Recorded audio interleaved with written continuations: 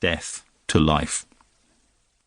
But hey, that's not the bad news. Those are the objections of people who care enough about religion to object to it, or to rent a set of recreational objections from Richard Dawkins or Christopher Hitchens. As accusations, they may be a hodgepodge, a mishmash of truths and half-truths and untruths plucked from radically different parts of Christian history and the Christian world, with the part continually taken for the whole if the part is damaging, or the whole for the part if it's flattering. But at least they assume there's a thing called religion there, which looms with enough definition and significance to be detested. In fact, there's something truly devoted about the way that Dawkinsites managed to extract a stimulating hobby from the thought of other people's belief. The ones in this country must be envious of the intensity of the anti-religious struggle in the United States, yet some of them even contrive to feel oppressed by the Church of England, which is not easy to do. It must take a deft delicacy at operating on a tiny scale, like doing needlepoint, or playing Sabutio, or fitting a whole model railway layout into an attaché case. No, the really painful message our daughter will receive is that we're embarrassing.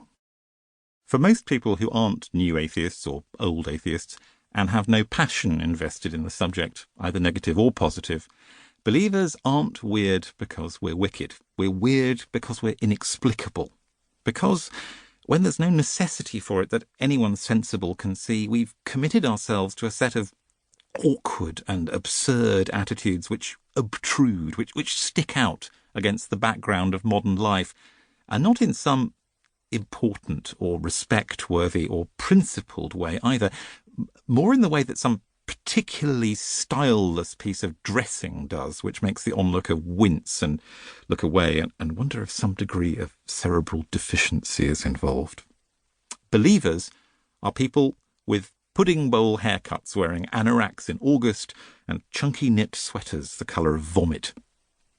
Or, to pull back from the metaphor of clothing to the bits of behaviour that the judgment is really based on, believers are people who try to insert Jesus into conversations at parties, who put themselves down with writhings of unease for perfectly normal human behaviour, who are constantly trying to create a solemn hush that invites a fart, a hiccup, a bit of subversion.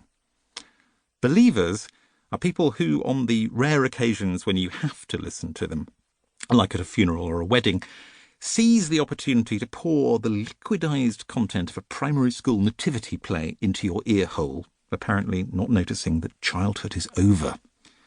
And as well as being childish and abject and solemn and awkward, we voluntarily associate ourselves with an old-fashioned, mildewed orthodoxy, an authority with all its authority gone. Nothing is so sad from the style point of view as the mainstream taste of the day before yesterday.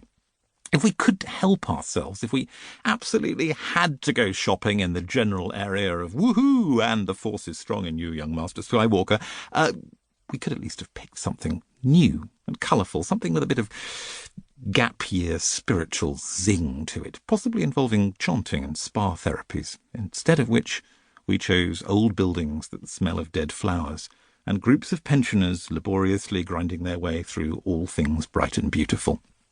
Rebel cool? Not so much. And worst, as I said before, there is no reason for it. No obvious lack that this sad stuff could be an attempt to supply, however cack-handed. Most people don't have a God-shaped space in their minds waiting to be filled, or the new atheist counterpart, a lack of God-shaped space filled with the swirly, pungent vapours of polemic. Most people's lives provide them with a full range of loves and hates and joys and despairs, and a moral framework by which to understand them, and a place for awe and transcendence without any need for religion. Believers are the people touting a solution without a problem, and an embarrassing solution too, a really damp-palmed, wide-smiling, can't-dance solution in an anorak. And so, what goes on inside believers is mysterious, so far as it can be guessed at, if for some reason you wanted to guess at it.